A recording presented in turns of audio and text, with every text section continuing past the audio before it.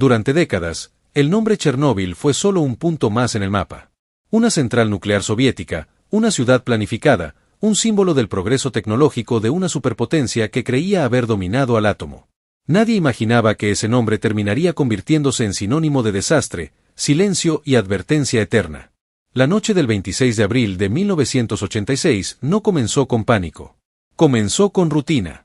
Turnos nocturnos, paneles iluminados, operadores cansados, órdenes que cumplir. Nada indicaba que el mundo estaba a minutos de cambiar.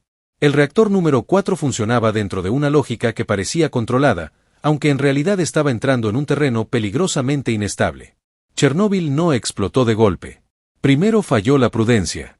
Luego falló la comunicación. Después falló la comprensión. Y finalmente, falló el reactor. Cuando ocurrió la explosión, muchos no entendieron qué había pasado. Algunos creyeron que era un incendio común. Otros pensaron que el reactor estaba intacto. La idea de que un reactor nuclear pudiera explotar simplemente no existía en sus mentes, porque el sistema nunca contempló esa posibilidad. Y lo que no se contempla, no se puede enfrentar. El núcleo quedó expuesto. El grafito ardía. La radiación se elevaba al cielo. Y aún así, durante horas, nadie pronunció la palabra correcta, desastre. Los bomberos llegaron primero. Subieron al techo. Combatieron un fuego que no podían ver ni comprender. Respiraron aire que los estaba matando. No eran héroes voluntarios, eran trabajadores cumpliendo su deber sin saber que ese deber les costaría la vida. Chernóbil comenzó a cobrar su precio humano incluso antes de que el mundo supiera lo que estaba ocurriendo. Mientras tanto, en Pripyat, la ciudad modelo, la vida seguía. Ventanas abiertas. Niños jugando. Gente observando el resplandor azul sobre la central, como si fuera un espectáculo extraño. Nadie fue advertido. Nadie fue evacuado. El silencio fue más rápido que la alarma. Ese silencio no fue un error aislado. Fue una decisión.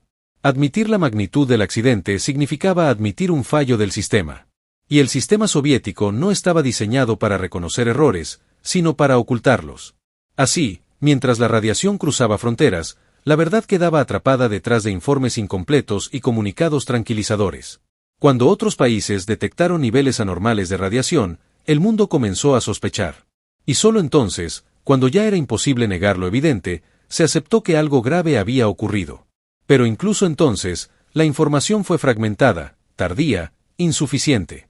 Chernóbil no solo contaminó tierra, agua y aire. Contaminó la confianza. La confianza de la población en sus autoridades. La confianza del mundo en la transparencia de los gobiernos. La confianza en la idea de que el progreso siempre avanza sin consecuencias. La evacuación llegó tarde. Y llegó envuelta en mentiras. A los habitantes se les dijo que regresarían pronto. Que era algo temporal. Dejaron sus casas, sus mascotas, sus recuerdos. Nunca volvieron. La ciudad quedó congelada en el tiempo, como una fotografía de una vida interrumpida. Después vinieron los liquidadores.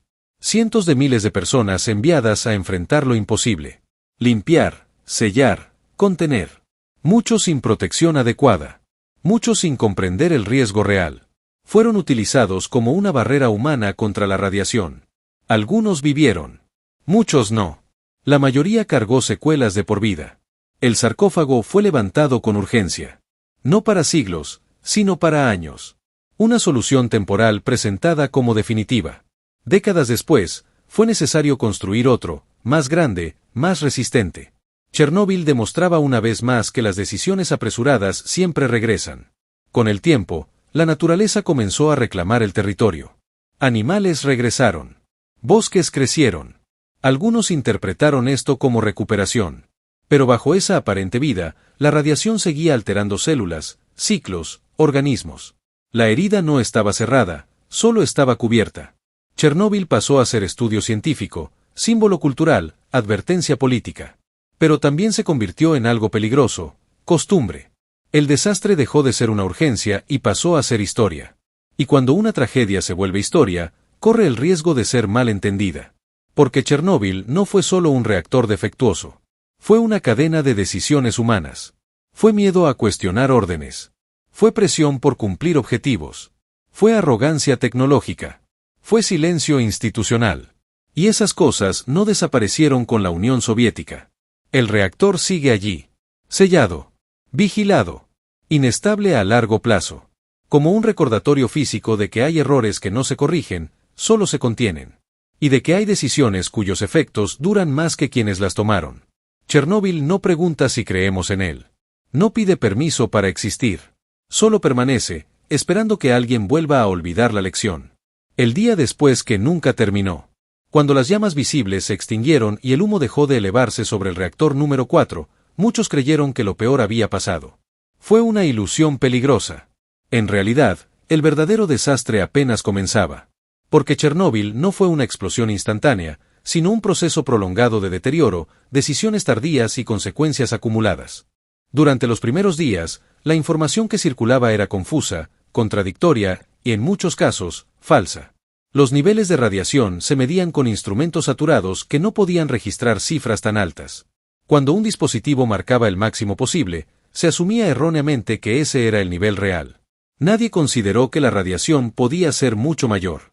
Este error de medición llevó a subestimar el peligro durante las horas más críticas. Las autoridades locales tampoco tenían protocolos claros para un accidente nuclear de esta magnitud. La evacuación se organizó de forma improvisada. Autobuses llegaron sin explicación previa. La gente fue sacada de sus casas con la promesa de un regreso cercano. Nadie hablaba de contaminación permanente. Nadie hablaba de décadas. El lenguaje utilizado fue suave, casi tranquilizador, como si las palabras pudieran contener lo que ya se había liberado al ambiente. Mientras tanto, en la central, el núcleo seguía ardiendo. El grafito continuaba liberando partículas radiactivas al aire. Cada día que pasaba sin una solución efectiva significaba más contaminación, más territorios afectados, más personas expuestas. Se discutieron opciones extremas, desde inundar el reactor hasta enterrarlo bajo toneladas de materiales. Cada idea llegaba tarde, cada decisión parecía una carrera contra algo que ya no podía alcanzarse. Uno de los mayores temores era que el combustible fundido alcanzara las reservas de agua bajo el reactor. De ocurrir, se habría producido una explosión aún mayor, capaz de contaminar vastas regiones de Europa. Para evitarlo, se enviaron mineros a excavar túneles bajo el reactor en condiciones extremas. Trabajaron en calor sofocante, sin ventilación adecuada, expuestos a radiación constante. Muchos de ellos jamás fueron informados del riesgo real. Chernóbil se estaba convirtiendo en una batalla contra el tiempo, pero también contra la negación. Cada decisión implicaba admitir un fallo previo, y cada admisión era políticamente costosa. Así, el desastre fue gestionado no solo con ciencia, sino con cálculos de reputación y control narrativo. La nube radiactiva siguió avanzando. Campos, ríos, ciudades enteras quedaron contaminadas sin saberlo. En algunos lugares, se prohibió el consumo de alimentos, en otros, la advertencia nunca llegó. La exposición fue desigual, silenciosa y acumulativa. Nadie cayó al suelo de inmediato. La radiación no mata de forma dramática. Mata lentamente, alterando células, debilitando sistemas, sembrando enfermedades que aparecerían años después. A medida que pasaban las semanas, el mundo comenzó a comprender que Chernóbil no tenía un final claro. No había una fecha de resolución. No había un punto en el que se pudiera decir que todo había vuelto a la normalidad. La normalidad había cambiado para siempre. Los mapas se redibujaron. Zonas completas fueron declaradas inhabitables. Pueblos enteros desaparecieron de los registros administrativos. La gente fue reubicada, pero nunca reemplazada. Chernóbil no solo borró edificios, borró comunidades, memorias y futuros posibles. Y aún así, el desastre seguía siendo explicado como un accidente. Una palabra que sugiere casualidad, inevitabilidad, mala suerte. Pero cada día posterior a la explosión demostraba que no había nada de accidental en las decisiones que prolongaron y ampliaron el daño. Chernóbil se transformó en una presencia constante, aunque invisible. Un fondo radiactivo que acompañó a quienes vivían cerca, a quienes fueron evacuados, a quienes participaron en la contención. El desastre dejó de ser noticia, pero nunca dejó de existir. Porque hay tragedias que no terminan cuando se apagan las cámaras. Hay errores que no se corrigen cuando se firman informes. Y hay lugares que se convierten en advertencias permanentes, no por lo que ocurrió una vez, sino por lo que sigue ocurriendo cada día después. Vivir después de Chernóbil. Para quienes fueron evacuados, el desastre no terminó con la salida de Pripyat ni con el cierre de las carreteras. Comenzó una vida marcada por la incertidumbre. Familias enteras fueron reubicadas en lugares desconocidos, en edificios provisionales, con pertenencias mínimas y explicaciones vagas. No se les dio un relato claro de lo ocurrido, solo instrucciones. Y cuando no hay explicación, el miedo ocupa su lugar. Muchos evacuados comenzaron a enfermar con el paso de los años. Cansancio crónico, problemas inmunológicos, trastornos hormonales, cánceres difíciles de rastrear hasta una causa única. La radiación no deja una firma visible. Es silenciosa, difusa, acumulativa. Eso permitió que durante mucho tiempo se negara cualquier relación directa entre Chernóbil y las enfermedades que aparecían después. Las revisiones médicas se volvieron parte de la rutina. Controles constantes, análisis repetidos, diagnósticos inconclusos. Vivir bajo la sospecha permanente de que el propio cuerpo se había convertido en un experimento involuntario. Para muchos, la pregunta no era si enfermarían, sino cuándo. El estigma también fue una consecuencia inesperada. En algunas regiones, las personas evacuadas de Chernóbil eran vistas con recelo, como si llevaran la contaminación consigo. Se hablaba de ellos en voz baja. Se dudaba de su salud, de su capacidad para trabajar, incluso de su descendencia.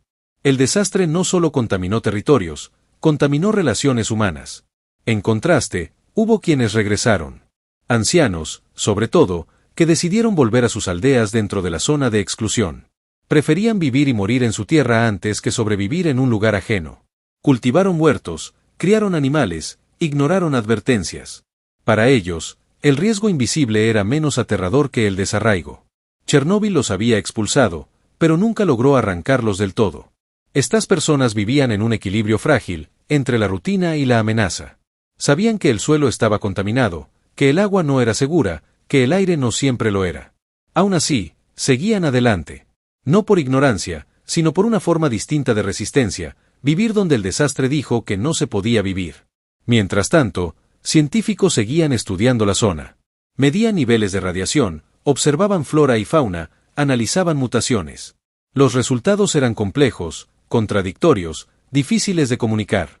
Algunos estudios hablaban de adaptación, otros de daño profundo. La verdad no era simple, y por eso resultaba incómoda. La zona de exclusión se convirtió en un lugar donde convivían dos realidades, la aparente recuperación visual y la persistente alteración invisible. Árboles verdes, animales caminando, ríos fluyendo. Y debajo de todo eso, un fondo radiactivo que alteraba procesos celulares, ciclos reproductivos y expectativas de vida. Chernóbil también transformó la manera en que el mundo entiende el riesgo. Antes, los desastres eran visibles, explosiones, incendios, derrumbes. Después de Chernóbil, quedó claro que lo más peligroso puede ser aquello que no se ve, lo que no huele, lo que no duele de inmediato. La vida después de Chernóbil no fue una reconstrucción. Fue una adaptación forzada a un nuevo estado de normalidad.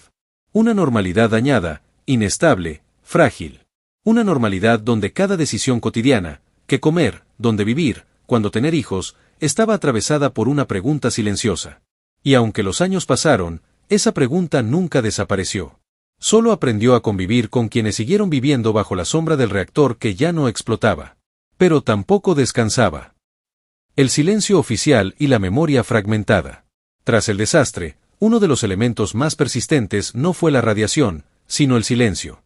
Durante años, los archivos permanecieron clasificados, los informes médicos incompletos y las cifras oficiales cuidadosamente medidas. No se mentía de forma abierta, se omitía. Y esa omisión creó un vacío que afectó tanto como la propia explosión. Los médicos que atendían a los afectados recibían instrucciones ambiguas. Muchos diagnósticos evitaban mencionar la palabra radiación. Se hablaba de síndromes inespecíficos, de factores ambientales, de causas multifactoriales. Nombrar a Chernóbil era admitir una responsabilidad que nadie quería asumir por completo. En las escuelas, el tema apenas se tocaba.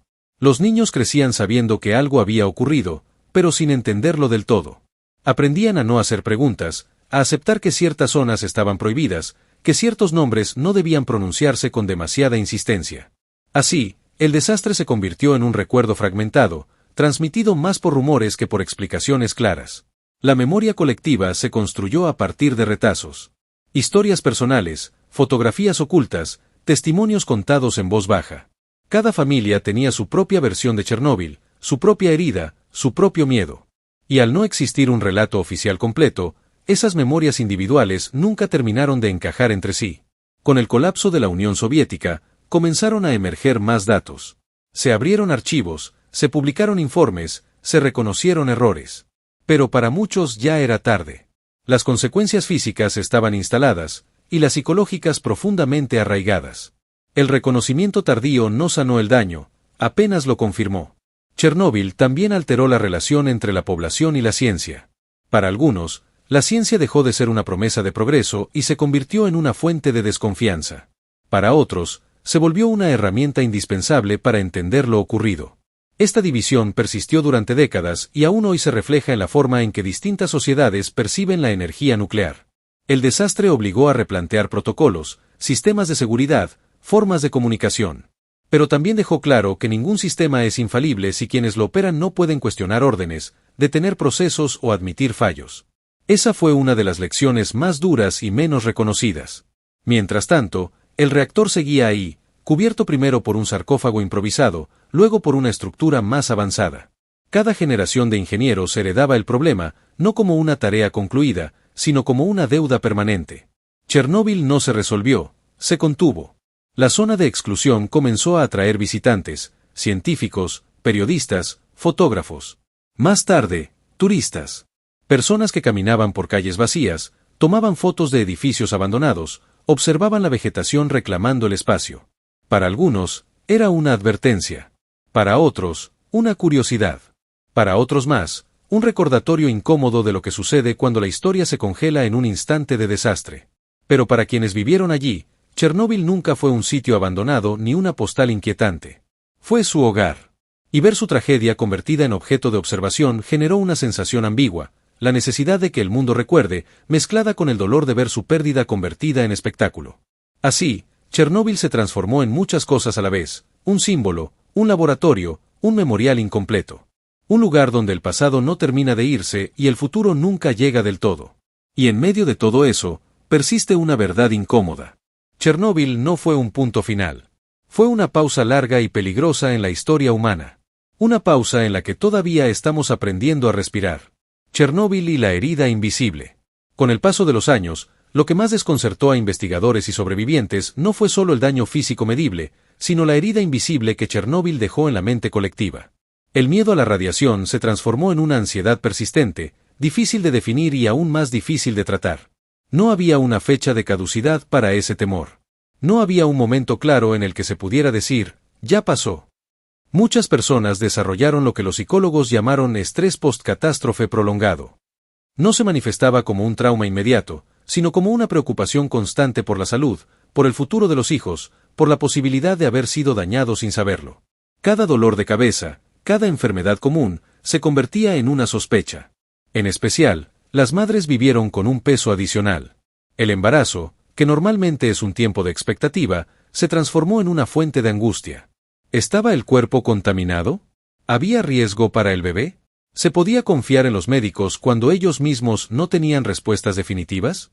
Muchas decisiones se tomaron bajo una nube de duda que nunca terminó de disiparse.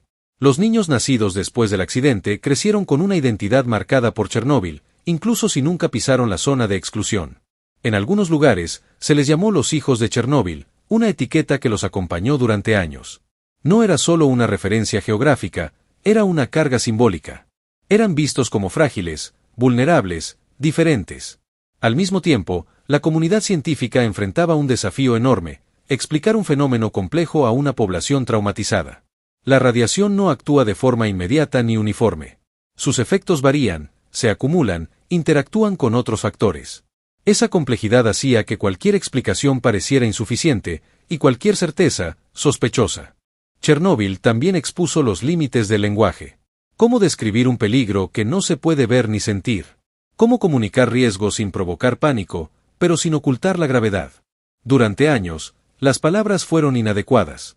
Se habló de niveles aceptables, de riesgos controlados, de zonas seguras, mientras la gente convivía con la sensación de que nada era realmente seguro. La catástrofe dejó claro que los desastres tecnológicos no terminan cuando se apagan las alarmas. Continúan en la forma en que las personas se relacionan con su entorno, con sus cuerpos y con las instituciones. Chernóbil no solo dañó tejidos biológicos, dañó la confianza. En el plano internacional, el accidente forzó una cooperación inédita. Países que habían sido enemigos compartieron datos, tecnología, expertos. La nube radiactiva no respetó fronteras, y eso obligó a reconocer que ciertos riesgos son globales. Sin embargo, esa cooperación nació más de la necesidad que de la convicción, y estuvo llena de tensiones y desconfianzas. Mientras tanto, la naturaleza seguía su propio camino. Animales ocuparon espacios humanos abandonados. Bosques crecieron entre edificios. La ausencia de personas permitió una recuperación visible, casi engañosa. Algunos lo interpretaron como una señal de que la naturaleza sanó rápidamente. Otros advirtieron que esa recuperación era superficial, que debajo de la apariencia verde persistían alteraciones profundas. Esta paradoja alimentó un debate incómodo. ¿Es Chernóbil una prueba de la resiliencia de la vida o un recordatorio de su fragilidad? La respuesta no es simple. La vida continúa, sí, pero no sin costo, no sin cambios, no sin cicatrices. Y así, Chernóbil permanece como una herida abierta que no sangra, pero tampoco cierra. Un lugar donde el tiempo parece detenido, no porque nada ocurra, sino porque todo ocurre demasiado despacio para que podamos percibirlo con claridad. El peso del tiempo en Chernóbil. Con cada década que pasó, Chernóbil dejó de ser solo un evento y se convirtió en un proceso. Un proceso lento, acumulativo, que no se mide en horas ni en días, sino en generaciones. La radiación no sigue el ritmo humano. Mientras las personas envejecen, los isótopos permanecen. Mientras los gobiernos cambian, el cesio y el estroncio siguen allí, incrustados en el suelo, en los árboles, en la cadena alimentaria. El tiempo, en Chernóbil, funciona de manera distinta. Hay materiales que seguirán siendo peligrosos durante cientos, incluso miles de años. Esto obliga a pensar en un futuro que excede cualquier planificación política o económica. ¿Cómo se advierte a personas que aún no han nacido de un peligro que no pueden imaginar? ¿Qué símbolos, qué lenguajes, qué señales pueden resistir siglos sin perder su significado? Este dilema transformó a Chernóbil en un problema filosófico además de técnico. No se trata solo de contener residuos, sino de transmitir memoria. De evitar que el olvido haga más daño que la radiación misma. Porque cuando se olvida un peligro, se corre el riesgo de repetirlo o de ignorarlo. Mientras tanto, la vida cotidiana fuera de la zona continuó. Las ciudades reconstruidas intentaron dejar atrás el estigma. Nuevas generaciones crecieron sin recuerdos directos del accidente. Para ellos, Chernóbil era una palabra de los libros, una referencia histórica, algo distante. Pero esa distancia no siempre significó comprensión. A veces significó indiferencia. La industria nuclear mundial tomó nota del desastre. Se reforzaron normas, se rediseñaron reactores, se modificaron protocolos. Sin embargo, Chernóbil dejó una pregunta sin respuesta definitiva. ¿Es suficiente la mejora técnica cuando el factor humano sigue siendo impredecible? La tecnología puede evolucionar, pero las presiones, los errores y las decisiones equivocadas siguen formando parte de cualquier sistema complejo. En Pripyat, los edificios se deterioraron lentamente. El concreto se agrietó, los techos colapsaron, las ventanas desaparecieron. La ciudad no fue destruida de golpe, se deshizo con paciencia. Cada invierno aceleró el abandono, cada estación agregó una capa más de silencio. La ciudad no murió en 1986, sigue muriendo poco a poco. Los objetos abandonados, juguetes, libros, fotografías, adquirieron un peso simbólico enorme. No eran ruinas antiguas, eran restos de una vida interrumpida de forma abrupta. Eso es lo que vuelve a Chernóbil tan inquietante, no pertenece a un pasado lejano, sino a un pasado reciente, reconocible, casi familiar. Chernóbil también se convirtió en un espejo incómodo para la modernidad. Mostró que el progreso no avanza en línea recta, que puede retroceder, que puede fallar de forma catastrófica. Que la confianza excesiva en los sistemas, sin una cultura de cuestionamiento y responsabilidad, puede convertir una herramienta poderosa en una amenaza existencial. A pesar de todo, el mundo siguió adelante. Nuevas centrales se construyeron. Nuevas tecnologías surgieron. Pero Chernóbil permaneció como un punto de referencia constante, una sombra que aparece cada vez que se discute sobre riesgos, seguridad y energía. No es solo un lugar ni un accidente. Es una advertencia que envejece con nosotros. Una advertencia que no grita, no explota, no se mueve. Simplemente espera, enterrada bajo capas de tierra, acero y tiempo. Y mientras esa espera continúa, la pregunta sigue abierta, sin respuesta definitiva. ¿Aprendimos realmente de Chernóbil? ¿O solo aprendimos a convivir con su recuerdo? Chernóbil como advertencia permanente. Con el paso del tiempo, Chernóbil dejó de ser solo una tragedia soviética y pasó a convertirse en una referencia global. Cada nuevo accidente industrial, cada fuga química, cada fallo tecnológico importante era comparado, directa o indirectamente, con Chernóbil. No porque fueran iguales, sino porque Chernóbil se convirtió en el límite simbólico de lo que puede salir mal cuando todo falla a la vez. El nombre empezó a usarse como sinónimo de desastre absoluto. Pero esa simplificación ocultaba algo importante. Chernóbil no fue un evento repentino y aislado. Fue el resultado de una cadena de decisiones normales, cotidianas, tomadas por personas que creían estar cumpliendo con su trabajo. Esa normalidad es lo que lo hace tan inquietante. En reuniones técnicas alrededor del mundo, Chernóbil se analizaba como un caso de estudio. Diagramas, gráficos, simulaciones. Se identificaban fallos, se señalaban errores, se proponían soluciones. Sin embargo, lo que no siempre se podía capturar en esos análisis era el clima psicológico del momento, la presión jerárquica, el miedo a contradecir, la costumbre de obedecer sin cuestionar. Porque el desastre no ocurrió solo dentro del reactor, ocurrió dentro de una estructura mental y cultural. Una estructura donde admitir un problema era visto como debilidad, donde detener un experimento podía interpretarse como incompetencia, donde cumplir órdenes era más importante que comprender consecuencias. Años después, muchos de los implicados cargaban con una culpa silenciosa. Algunos nunca hablaron públicamente. Otros lo hicieron demasiado tarde. Sus testimonios no eran excusas, eran intentos de comprender cómo algo tan grave pudo desarrollarse paso a paso sin que nadie lo detuviera a tiempo. La figura de los liquidadores, mientras tanto, adquirió un peso casi mítico. Hombres y mujeres enviados a limpiar, sellar, contener. Muchos sabían que estaban arriesgando su vida. Otros no comprendían del todo a qué se enfrentaban. Trabajaron con equipos insuficientes, con información incompleta, con plazos imposibles. La urgencia era absoluta, había que evitar una catástrofe aún mayor. Su sacrificio no siempre fue reconocido en vida. Durante años, muchos lucharon por recibir atención médica adecuada, compensaciones, incluso el simple reconocimiento oficial de que su enfermedad estaba relacionada con Chernóbil. El heroísmo silencioso rara vez encaja bien en sistemas burocráticos. Con el tiempo, la narrativa comenzó a cambiar. Documentales, libros y testimonios personales sacaron a la luz detalles que antes se ocultaban. La historia dejó de ser un relato controlado y se convirtió en un mosaico de voces. Algunas se contradicen, otras se complementan. Juntas forman una imagen más humana y más inquietante.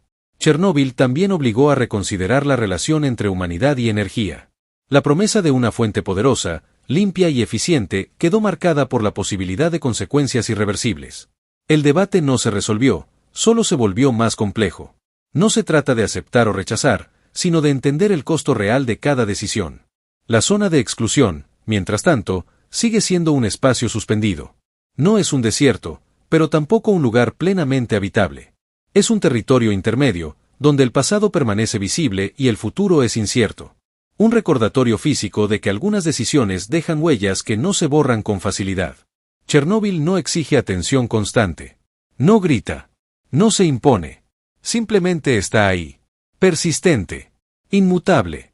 Esperando que alguien vuelva a olvidar lo suficiente como para repetir la misma secuencia de errores.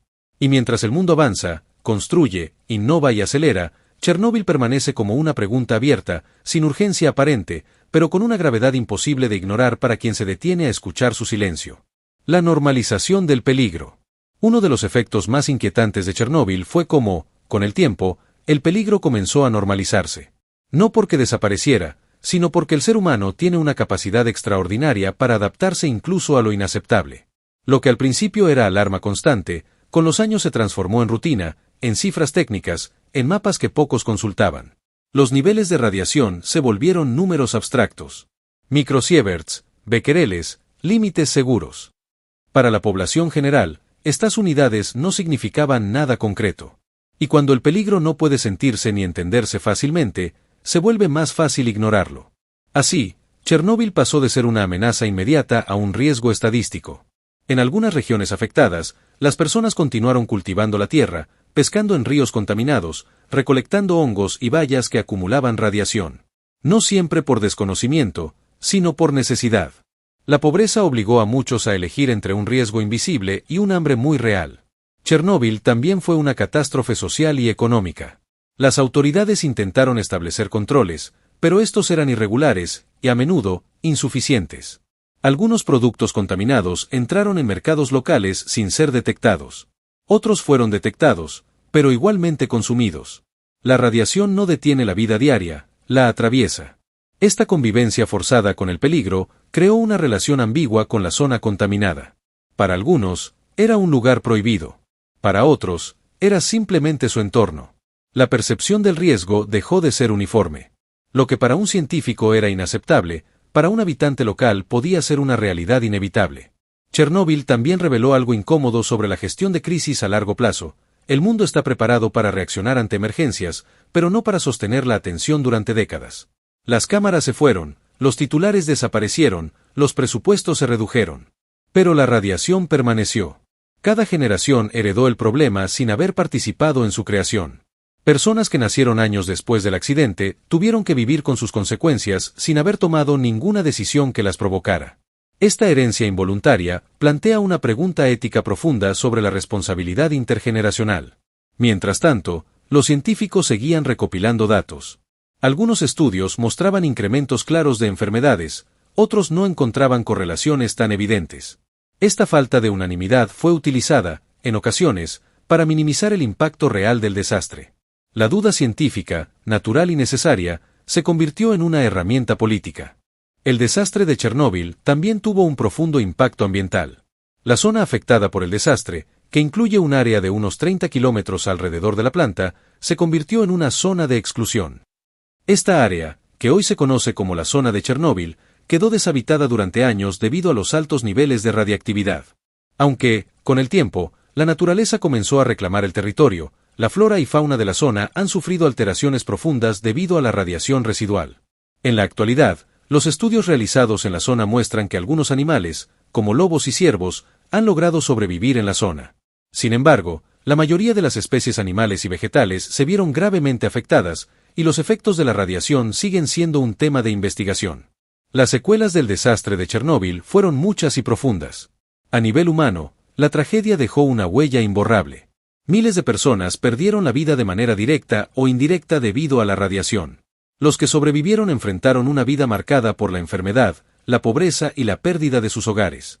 Muchos de los que participaron en los esfuerzos de contención fueron víctimas de la radiación en los meses posteriores al desastre, y muchos de ellos desarrollaron enfermedades graves como cáncer, leucemia y otras patologías relacionadas con la exposición a altos niveles de radiación. El término liquidadores se utilizó para referirse a los trabajadores y voluntarios que arriesgaron sus vidas para mitigar el desastre. Aunque algunos de estos hombres fueron héroes, su sacrificio fue muchas veces ignorado o minimizado, y muchos no recibieron el reconocimiento ni el apoyo que merecían. El impacto social en las comunidades cercanas también fue devastador. Pripyat, una ciudad que alguna vez fue un símbolo del progreso soviético, quedó desierta.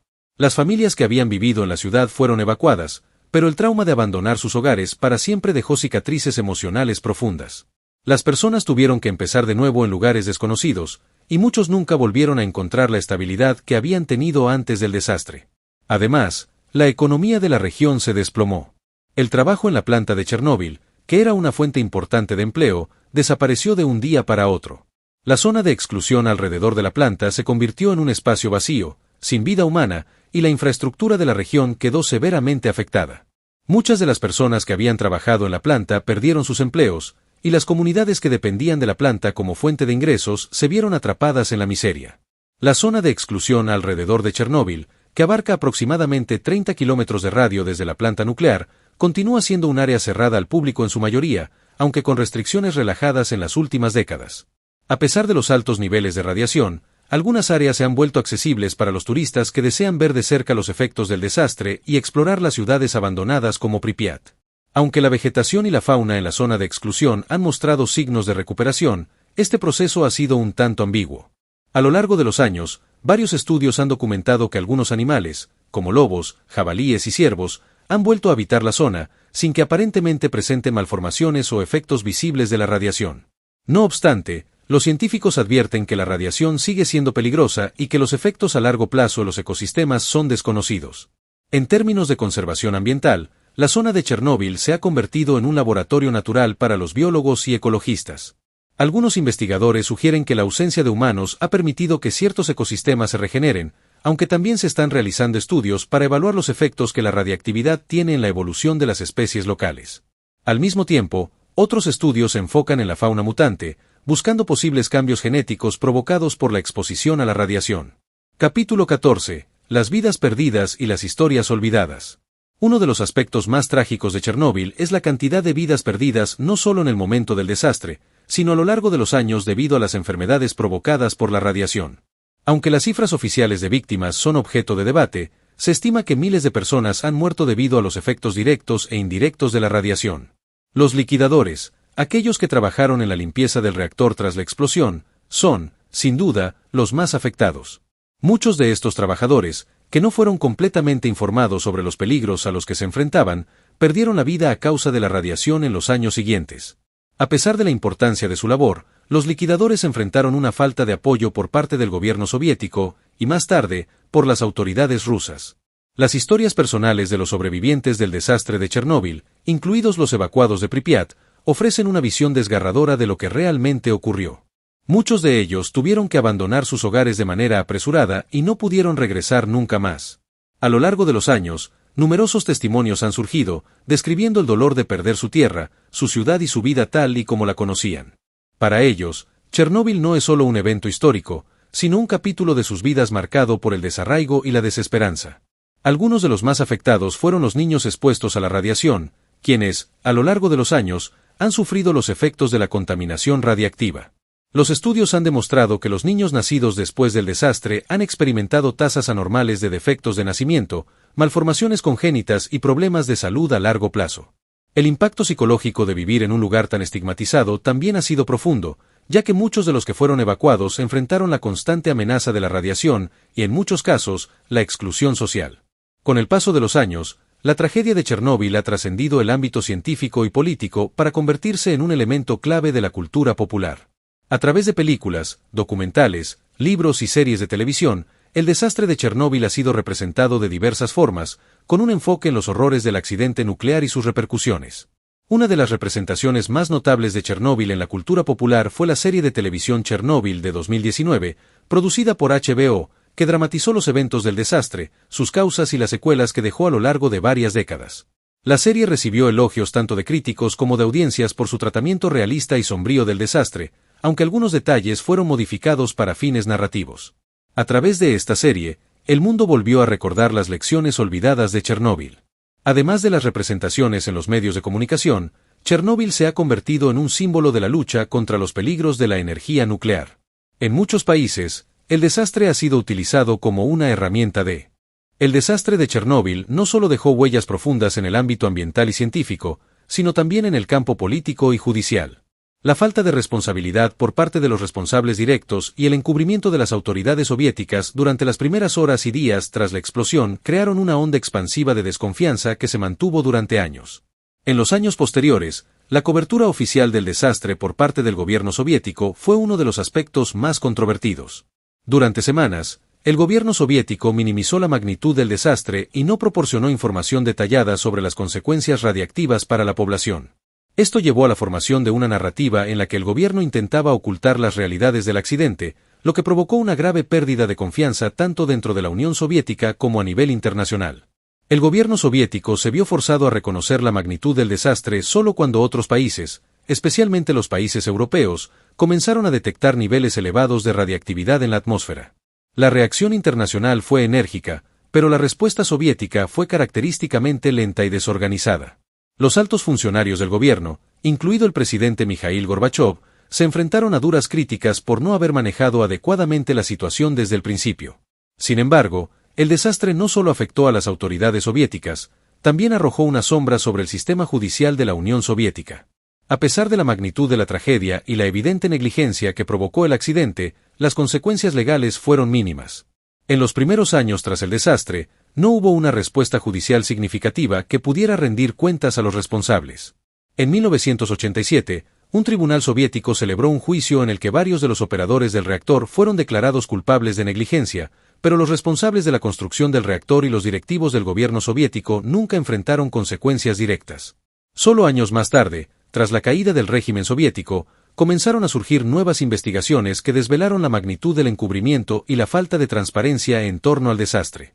Sin embargo, a pesar de los intentos de algunos grupos de justicia, las penas impuestas a los responsables fueron relativamente leves, lo que dejó muchas preguntas sin respuesta y muchos de los sobrevivientes frustrados por la falta de justicia. La transparencia fue una de las principales lecciones que se extrajeron del desastre de Chernóbil. La incapacidad de la Unión Soviética para lidiar con el desastre de manera abierta y responsable subrayó la importancia de la libertad de prensa y de los mecanismos de rendición de cuentas en los gobiernos. Sin la presión externa de los medios internacionales, la historia del desastre de Chernóbil podría haber permanecido oculta mucho más tiempo. Una de las cuestiones más difíciles y costosas que resultaron del desastre de Chernóbil fue la remediación del área afectada. El proceso de limpieza de la planta nuclear y la descontaminación de las tierras circundantes ha sido una tarea monumental que ha requerido recursos, tecnología y un enfoque a largo plazo. La construcción del sarcófago inicial, una estructura de cemento que cubría el reactor destruido para contener la radiación, fue una solución temporal para evitar una liberación aún mayor de material radiactivo al medio ambiente. En 2016, se completó la construcción de un nuevo sarcófago más grande y moderno, conocido como el Nuevo Confinamiento Seguro, NSC, que se colocó sobre el reactor número 4. Este nuevo sarcófago fue diseñado para durar al menos 100 años y evitar la fuga de radiactividad hacia el medio ambiente. La construcción de este sarcófago fue un logro significativo de la ingeniería, pero también subraya la magnitud del desafío que representa la remediación de Chernóbil. A pesar de estos esfuerzos, la tarea de descontaminar completamente la zona sigue siendo imposible. Las tierras, el agua y la vegetación alrededor de Chernóbil continúan estando contaminadas por cesio-137, yodo-131 y otros materiales radiactivos que tienen una vida media muy larga, lo que significa que la zona de exclusión seguirá siendo peligrosa por miles de años. En este sentido, el desastre de Chernóbil es una de las mayores advertencias sobre las consecuencias a largo plazo de la energía nuclear cuando no se maneja de forma responsable. Uno de los desafíos más grandes de la remediación ambiental es la gestión de los residuos nucleares. Chernóbil dejó una enorme cantidad de material radiactivo que sigue almacenado en la planta y sus alrededores, y aún no se ha encontrado una solución permanente para su gestión. La acumulación de estos desechos continuará siendo un problema para las generaciones venideras, especialmente en términos de almacenamiento seguro y controlado. Con el paso de los años, el desastre de Chernóbil ha adquirido un significado mucho más allá de sus implicaciones inmediatas. Es un símbolo de la fragilidad humana ante la tecnología y de los riesgos asociados con la manipulación de fuerzas tan poderosas como la energía nuclear. A nivel global, Chernóbil ha servido como un punto de inflexión para reflexionar sobre la relación entre ciencia, tecnología y política. En un mundo cada vez más dependiente de las tecnologías avanzadas y la energía nuclear como parte de sus políticas energéticas, el desastre de Chernóbil sigue siendo un recordatorio de que los avances tecnológicos deben ser acompañados de un compromiso ético y responsabilidad social. Las decisiones tomadas en el ámbito político y científico tienen efectos que van mucho más allá de las fronteras de un país, y Chernóbil es un claro ejemplo de las consecuencias que pueden surgir de la falta de regulación, supervisión y gestión de riesgos. En la actualidad, el mundo está viviendo una era de innovación tecnológica sin precedentes. Nuevas tecnologías como la inteligencia artificial, los sistemas de energía renovable y la exploración espacial están transformando nuestras sociedades de manera profunda. A medida que avanzamos hacia una era de nuevas oportunidades y desafíos, la historia de Chernóbil sigue siendo una lección fundamental sobre la necesidad de precaución, transparencia y responsabilidad en el desarrollo de tecnologías que tienen el poder de alterar tanto nuestras vidas como el medio ambiente. El día del desastre, el personal de la planta estaba llevando a cabo una prueba de seguridad en el reactor 4. La prueba tenía como objetivo evaluar cómo se comportaría el sistema de refrigeración del reactor en caso de un fallo en el suministro de energía. El plan era apagar los generadores de vapor, lo que obligaría al reactor a operar en condiciones fuera de lo común, con el objetivo de estudiar cómo respondería el sistema. La situación comenzó a salir de control cuando, en medio de la prueba, se realizaron varios errores críticos. Uno de los más graves fue el desajuste de las condiciones de operación del reactor. Los operadores, bajo la presión de realizar la prueba, no seguían correctamente los procedimientos. La potencia del reactor fue disminuida a niveles peligrosamente bajos, lo que provocó una acumulación de gases radiactivos dentro del reactor. Los operarios del reactor, algunos de los cuales carecían de experiencia y capacitación adecuada para manejar una planta nuclear de esa magnitud, no comprendían completamente los peligros que estaban creando. La combinación de errores humanos y fallos técnicos preparó el terreno para la tragedia. La situación empeoró cuando el sistema de control automático, que debía regular la potencia del reactor, fue desconectado manualmente, lo que dejó la planta sin las medidas de seguridad necesarias para contener la crisis. A medida que la temperatura dentro del reactor aumentaba de manera exponencial, la presión también crecía. El sistema de refrigeración no podía mantenerse al día con la demanda de enfriamiento. En ese momento, La situación estaba fuera de control, y lo que ocurrió a continuación fue una reacción en cadena devastadora. A las 1:23 de la mañana, el reactor 4 sufrió una explosión masiva, la cual liberó una enorme cantidad de radiación al medio ambiente. La explosión destruyó el edificio del reactor, liberando una nube de material radiactivo al aire, que se esparció rápidamente a través de las regiones circundantes. El gobierno soviético, al principio, no dio ninguna alerta a la población. Los primeros informes sobre el desastre fueron minimizados y el silencio fue una constante en la respuesta oficial, una muestra del secretismo que dominaba la administración soviética de la época. Tras la explosión, los trabajadores de la planta, muchos de los cuales sabían que su exposición a la radiación significaba una sentencia de muerte, se lanzaron a intentar contener el desastre.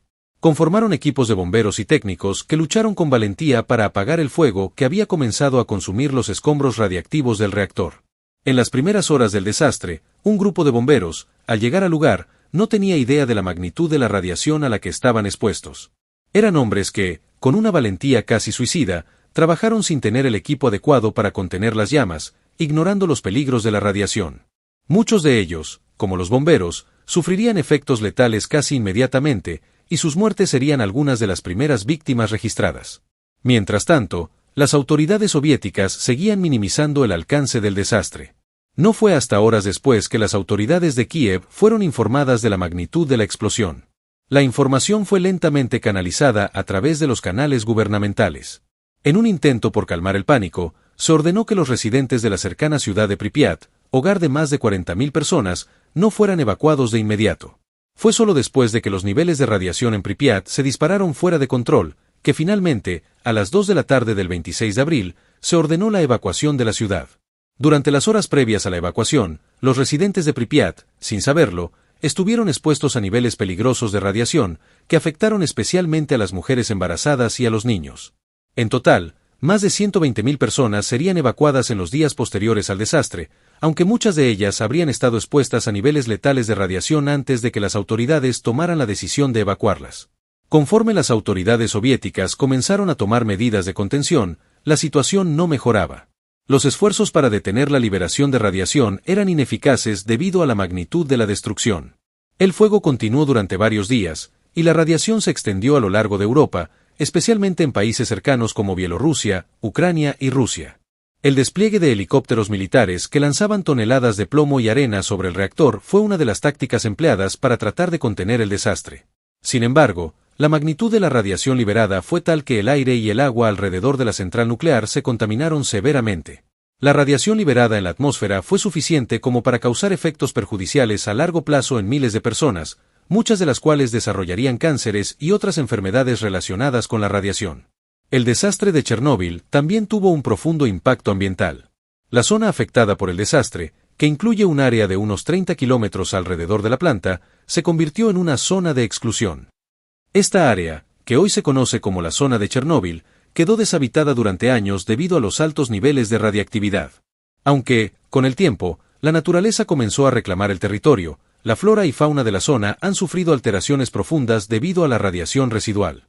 En la actualidad, los estudios realizados en la zona muestran que algunos animales, como lobos y ciervos, han logrado sobrevivir en la zona.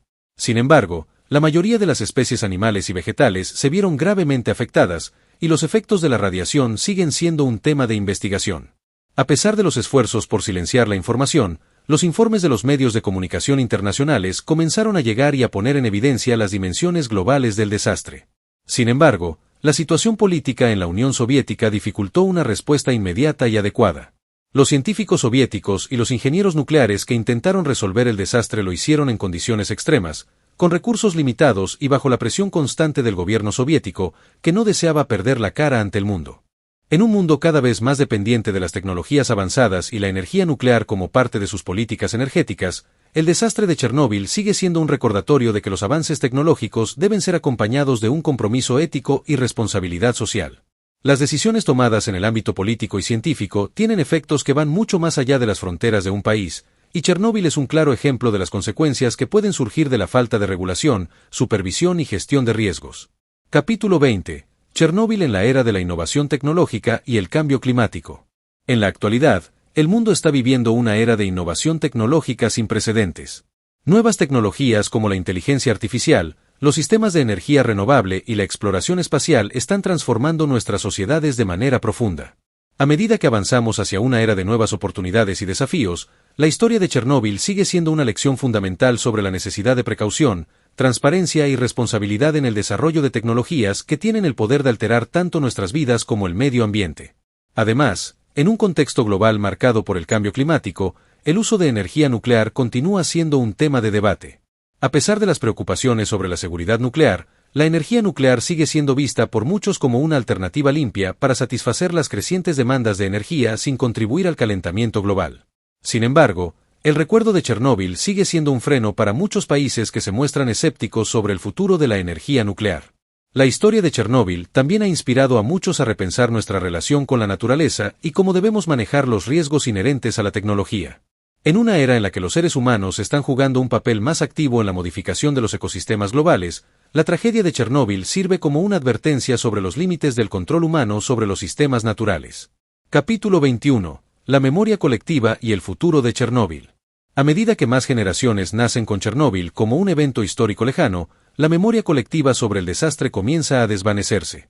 Sin embargo, la historia sigue viva a través de documentales, libros, investigaciones científicas y memoria popular. Para muchos, Chernóbil no es solo una tragedia, sino un simbolismo de la consecuencia imprevista de los errores humanos.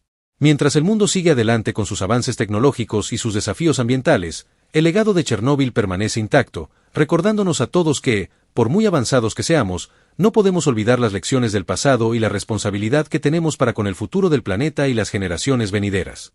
Capítulo 22. Reflexión final sobre Chernóbil y su legado. A lo largo de este relato, hemos desglosado los elementos que componen el desastre de Chernóbil, uno de los eventos más significativos y devastadores de la historia moderna. Desde los primeros momentos de la explosión, cuando la planta nuclear de Chernóbil se transformó en un monstruo indomable de radiación, hasta la reacción tardía del gobierno soviético, que trató de minimizar los daños y ocultar la magnitud de la tragedia, pasando por los esfuerzos heroicos de los liquidadores, quienes sacrificaron sus vidas para mitigar los efectos inmediatos del desastre, la historia de Chernóbil es una lección cruda sobre las consecuencias de la tecnología sin control. Chernóbil no es solo un accidente nuclear. Es una tragedia que abarca aspectos humanos, ambientales, políticos y científicos, y cuya huella sigue siendo visible no solo en los terrenos contaminados de la zona de exclusión, sino también en las decisiones globales sobre energía nuclear y la gestión de riesgos tecnológicos. Es un recordatorio claro de que las decisiones tomadas en el campo de la innovación científica y tecnológica tienen repercusiones profundas y duraderas que afectan a generaciones enteras. El desastre desnudó las falencias de un sistema gubernamental que se mostraba inflexible y opaco, en el que la falta de comunicación y la negación del peligro crearon un escenario en el que la tragedia pudo haberse evitado si solo se hubieran tomado las medidas adecuadas con la anticipación y transparencia necesarias. Además, los efectos de la radiación no solo han afectado a los sobrevivientes inmediatos, sino que también han dejado secuelas genéticas y problemas de salud crónicos que persisten en las generaciones futuras. El daño a la salud de los miles de personas que estuvieron expuestas a la radiación se extiende más allá de la evidencia visible, afectando a muchos con cánceres, trastornos genéticos y enfermedades relacionadas con la exposición a la radiación. Uno de los elementos más conmovedores de esta tragedia es la historia de los habitantes de Pripyat, una ciudad que, a pesar de ser modernista, rica y llena de vida, se convirtió en una ciudad fantasma de la noche a la mañana. Las historias de familias evacuadas apresuradamente, dejando atrás casas, pertenencias y una vida que jamás volverían a recuperar, subraya el horror humano que estuvo detrás de este desastre nuclear. Sin embargo, la resiliencia de aquellos que sobrevivieron y el coraje de aquellos que intentaron minimizar el impacto inmediato es, sin duda, una de las historias de valentía más grandes que se puedan contar. La memoria de Chernóbil, al igual que el desastre en sí, persiste no solo en los libros de historia, sino también en la memoria colectiva de la humanidad. Las generaciones más jóvenes, que no vivieron los eventos directamente, deben aprender sobre los peligros de las tecnologías mal gestionadas, los efectos de la radiación y, quizás lo más importante, sobre la necesidad de regulación, responsabilidad y transparencia en todos los niveles de gobierno y en la comunidad científica. Chernóbil nos dejó una herida profunda, pero también nos ofreció lecciones valiosas sobre cómo no repetir los mismos errores. Hoy, seguimos lidiando con las secuelas de este desastre, y la pregunta que sigue abierta es, ¿cómo podemos evitar que algo así se repita? La zona de exclusión alrededor de Chernóbil, que abarca aproximadamente 30 kilómetros de radio desde la planta nuclear, continúa siendo un área cerrada al público en su mayoría, aunque con restricciones relajadas en las últimas décadas. A pesar de los altos niveles de radiación, algunas áreas se han vuelto accesibles para los turistas que desean ver de cerca los efectos del desastre y explorar las ciudades abandonadas como Pripyat. Aunque la vegetación y la fauna en la zona de exclusión han mostrado signos de recuperación, este proceso ha sido un tanto ambiguo. A lo largo de los años, varios estudios han documentado que algunos animales, como lobos, jabalíes y ciervos, han vuelto a habitar la zona, sin que aparentemente presenten malformaciones o efectos visibles de la radiación. No obstante, los científicos advierten que la radiación sigue siendo peligrosa y que los efectos a largo plazo de los ecosistemas son desconocidos. Una de las representaciones más notables de Chernóbil en la cultura popular fue la serie de televisión Chernóbil de 2019, producida por HBO, que dramatizó los eventos del desastre, sus causas y las secuelas que dejó a lo largo de varias décadas. La serie recibió elogios tanto de críticos como de audiencias por su tratamiento realista y sombrío del desastre, aunque algunos detalles fueron modificados para fines narrativos. A través de esta serie, el mundo volvió a recordar las lecciones olvidadas de Chernóbil. Además de las representaciones en los medios de comunicación, Chernóbil se ha convertido en un símbolo de la lucha contra los peligros de la energía nuclear. En muchos países, el desastre ha sido utilizado como una herramienta de concienciación sobre los riesgos inherentes a las plantas nucleares y sobre la necesidad de una supervisión rigurosa y una política de seguridad más estricta. Las leyendas urbanas y los mitos sobre el desastre también han proliferado. Entre los más comunes está el de los hombres de la lluvia, criaturas que supuestamente nacieron de la exposición de los humanos a la radiación, y el mito de la zona muerta, un lugar donde la vida humana es prácticamente imposible debido a la radiactividad persistente. Sin embargo, muchos de estos mitos, aunque fascinantes, distorsionan la verdadera naturaleza del desastre. Aunque el desastre de Chernóbil dejó una marca indeleble en la historia, la energía nuclear sigue siendo una fuente importante de energía en muchas partes del mundo. Tras el desastre, muchos países reconsideraron sus programas nucleares, pero con el tiempo, la energía nuclear ha sido vista nuevamente como una alternativa viable para la producción de energía, especialmente en el contexto de la crisis climática y la necesidad de fuentes de energía más limpias. Chernóbil demostró que la verdad no siempre es suficiente cuando es incómoda. Incluso cuando los datos existen, su interpretación puede diluirse, fragmentarse o ignorarse. El desastre no solo produjo contaminación radiactiva, sino también contaminación informativa. Y en ese entorno de incertidumbre, muchas personas aprendieron a vivir sin respuestas claras, a aceptar que algunas preguntas no tendrían solución definitiva, a convivir con un riesgo que no se puede erradicar, solo gestionar. Chernóbil, en ese sentido, no es solo un recordatorio del pasado, sino un ensayo involuntario sobre cómo las sociedades enfrentan problemas que no pueden resolverse por completo. Problemas que no admiten soluciones rápidas ni finales claros. Y así, el desastre continúa, no como una explosión, sino como un murmullo constante que atraviesa el tiempo. Un murmullo que se vuelve casi imperceptible, hasta que alguien decide escucharlo con atención. Chernóbil y la imposibilidad de un final. Al intentar cerrar la historia de Chernóbil, surge una paradoja inevitable. Chernóbil no permite un cierre real. No hay un momento exacto en el que se pueda decir que terminó. No existe una fecha final en el calendario. El desastre no concluyó cuando el reactor fue sellado, ni cuando la zona fue evacuada, ni siquiera cuando el nuevo sarcófago cubrió los restos del núcleo destruido.